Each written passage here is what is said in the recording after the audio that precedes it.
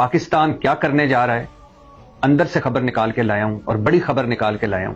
पहला पाकिस्तान ने काम यह किया है कि अमेरिका को आगाह कर दिया है, यूरोपीय यूनियन को आगाह कर दिया है, अपने दोस्त मुल्कों चीन, सऊदी अरब, यूएई, कतर को आगाह कर दिया है, तुर्की को आगाह कर दिया है, ईरान को आगाह कर दिया है कि हम अपना जवाबी जो हमले का हक रखते हैं वो हम इस्तेमाल करेंगे। दूसरा, टारगेट सेट हो चुके हैं। ये मैं अंदर की खबर बता रहा हूं आपको।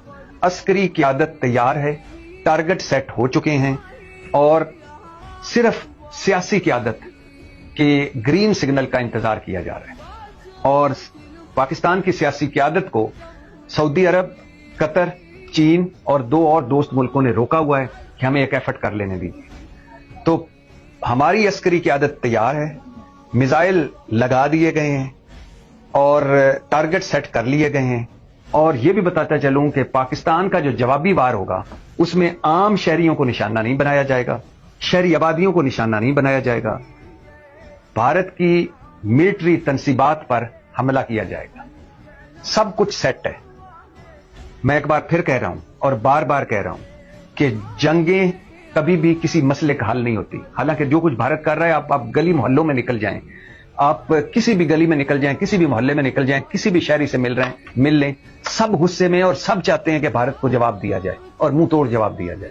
और सब तनकीद कर रहे हैं पाकिस्तान क़यादत, अस्करी और सिविलियन क़यादत पर कि अब तक क्या इंतजार किया जा रहा है, जब भारत ने इतना हमारा पानी भी बंद करने की नाकाम कोशिश कर ली, हम पर मिसाइल भी मार लिए, हमारे शहरियों को भी शहीद कर दिया और अब ड्रोन्स भी भेज रहा है, एलओसी पर भी कर रहा है वो खिलाफ वर्जियां। तो हमें किस बात का इंतजार है?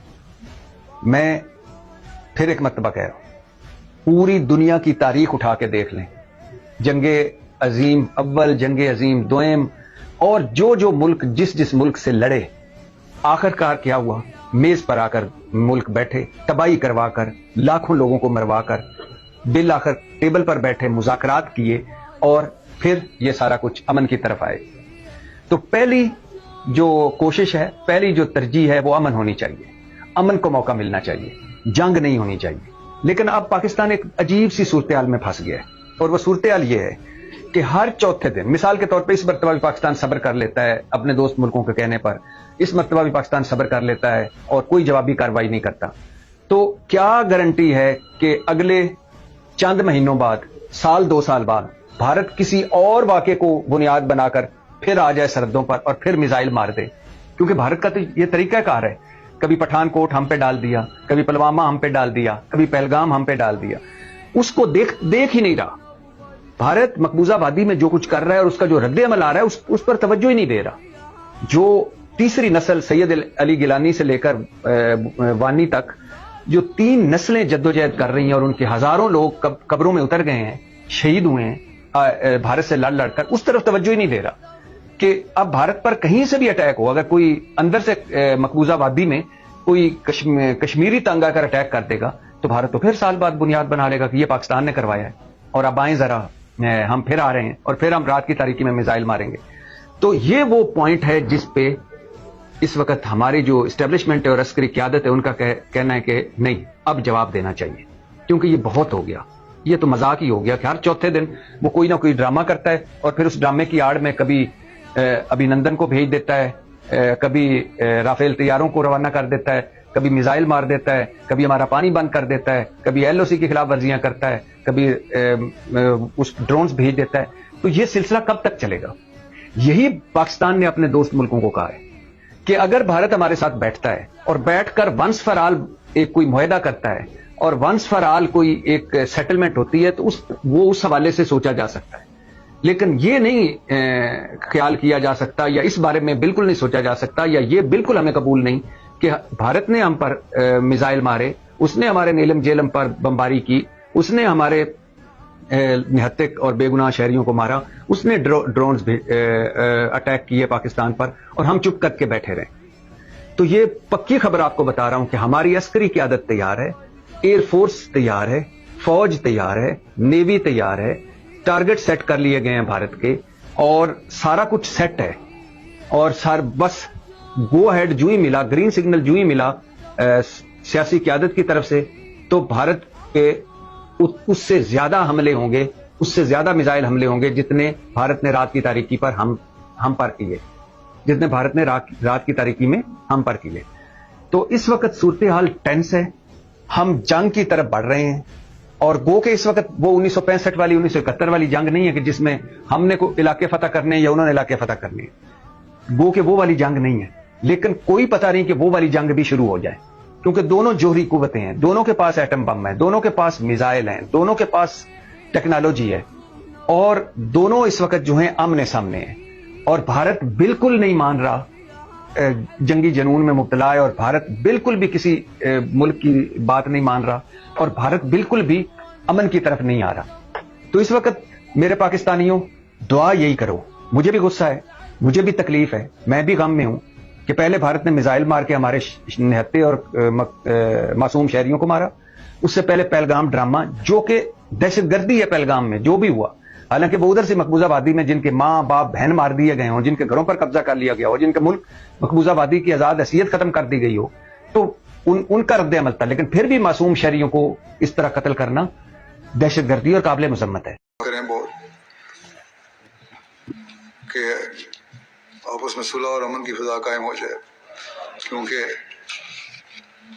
جنگوں میں آج کل جو ہتھیار استعمال ہوتے ہیں اس سے شہری بھی مارے جاتے ہیں اور مارے جا رہے ہیں. اب جو جنگ کی صورت نہیں بن رہی ہے، بس دعا کرنی چاہیے کہ دونوں فریقین صلح پر راضی ہوں اور بڑے نقصان سے بچ جائیں.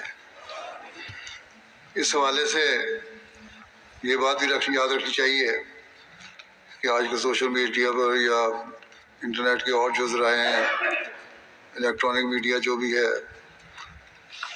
میسیجز ہیں، اس پر ہر ایک بڑے آزادانہ تبصرے کر دیتا ہے اور اپنی مرضی سے جو چاہے وہ کہہ دیتا ہے، جس سے فائدہ کم ہے اور نقصان زیادہ ہے.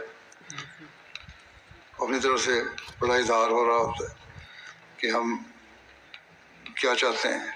احمدیوں کو اس سے پرہیز کرنا چاہیے، کیونکہ یہ اظہار جو ہے اس کا فائدہ کم ہے اور نقصان زیادہ ہے. اگر پیغام دینے کی بہت زیادہ خواہش ہے کسی کو تو امن اور سلامتی کا پیغام دیں. حضرت مسیح علیہ السلام نے بھی اپنی زندگی کے آخر میں جو پیغام صلح تصنیف فرمائی تھی، اس میں آپ نے یہی پیغام دیا تھا کہ امن اور صلح کا پیغام تھا. اس لیے اسے ہر احمدی کو یاد رکھنا چاہیے اور اسی کے لیے کوشش کرنی چاہیے. اللہ تعالیٰ معصوم جانوں کے نقصان سے بچائے سب کو.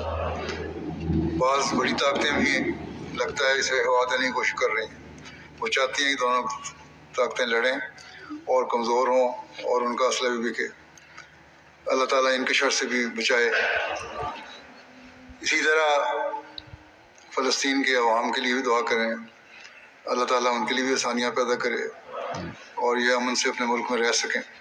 لیکن بظاہر لگتا ہے کہ امن کا کوئی امکان نہیں ہے، بلکہ کوشش یہی ہے کہ ان کو کسی طرح یہاں سے نکالا جائے، اور اس میں سب طاقتیں شامل ہو رہی ہیں. مسلم ممالک کو اللہ تعالیٰ عقل دے اور وہ ایک ہو جائیں. اگر وہ ایک ہو جائیں تو بہت سے مسائل حل ہو سکتے ہیں. اگر عالمی جنگ ہوئی تو یہ لوگوں کو بعضوں کا خیال غلط ہے، بعض ملکوں کا، کہ وہ بچ جائیں گے. سب کو اپنی لپیٹ میں لے لے گی. بس اس غلط فہمی سے ہر ایک کو بچنا چاہیے. اور میئرس کے بارے میں تو میں پہلے ہی کہہ چکا ہوں. تو اگر ورلڈ وار 3 ہوتی ہے تو ہو سکتا ہے کہ اٹامک وار بھی ہو جائے. اس لیے اس کے لیے تم لوگ کم از کم جو ظاہری علاج ہے وہ کرو، اور ہومیوپیتھک دوائی کا بھی بتایا تھا کھاؤ. دوسرے ہے کہ کچھ دیر کے لیے اپنے راشن وغیرہ بھی رکھو اپنے پاس ہیں 2-3 مہینے کے لیے.